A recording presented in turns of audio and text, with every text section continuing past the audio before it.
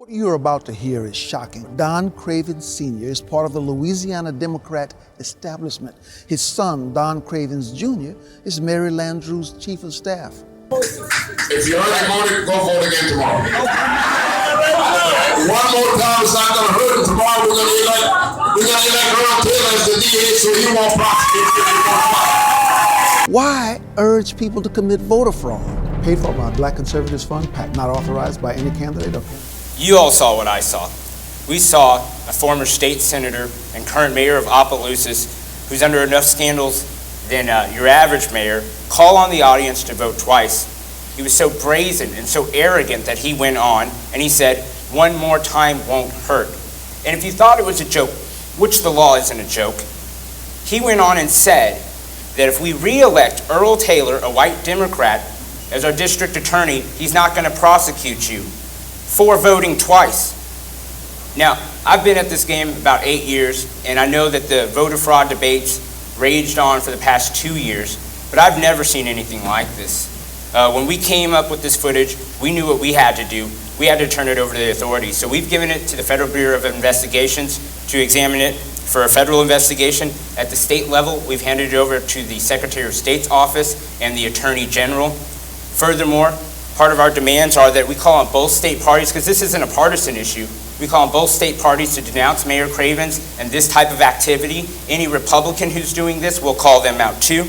We're calling on Mary Landrieu, who has a press conference going on right now and knows that we've had this footage since Friday, suspect timing, to denounce Mayor Cravins, one of her largest supporters. We're calling on Dr. Bill Cassidy, who's a congressman, obviously, and hopefully our next senator, to denounce these actions.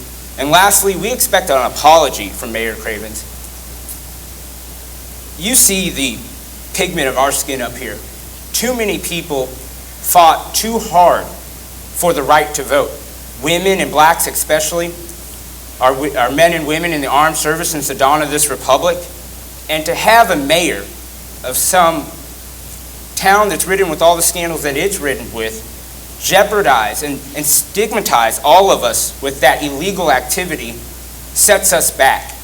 Mayor Cravins and the Democrats threatened to set the black community back, and we're not going to take it. So I'm also joined here with 2 board members from the Black Conservatives Fund. Like I said, we're a national group with a local presence and a local field office. I'm joined by Anita Moncrief, who is best known as the Acorn whistleblower. She blew the whistle on an organization that was based out of Louisiana, had national ties. You guys remember all the headlines.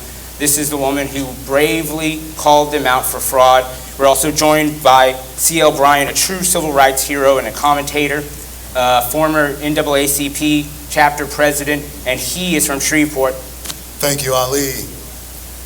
When we look at what the design has been over the last 40 or 50 years on the black community, we see a concerted effort by Democrats, not only in this state but across this nation, to keep the black community down and to keep a stereotype of black people that has been detrimental to the entire whole. When we look at not only this mayor in Opelousas and the corruption that has gone on obviously in his administration, and when we look at Mayor Nagin, formerly of New Orleans, who is on his way to the penitentiary now, we see a pattern that Mary Landrieu has been associated with for a long time. And this is the message that Black Conservatives Fund is trying and will take to the rest of the nation. I am a senior fellow not only with them but with Freedom Works in Washington, D.C. And there are groups of black people joining with Black Conservative Fund in order to get this message forward. And that is, it is time for black folks everywhere, not only in Louisiana, but let this be the clarion call, the wake-up call for every voter who is interested in the vote being true and the vote being right in this country. This video is in fact atrocious, and it lends itself to the type of sloth, mismanagement, and corruption that Americans as a whole can no longer tolerate in this country. And every elected official, whether you're Republican or whether you're Democrat, let notice be served today that this type of activity must cease, not only for the good of black folks, but for the good of Americans. Boy, can he preach. But a comment before I open up for Q&A. You may have all seen our video that went viral and made national headlines when we caught Don Cravins Jr., her chief of staff, making the 97% comment. It wasn't a messaging that we were taking to the community before he was caught on video saying it. That video was released Friday. This video is at the same rally.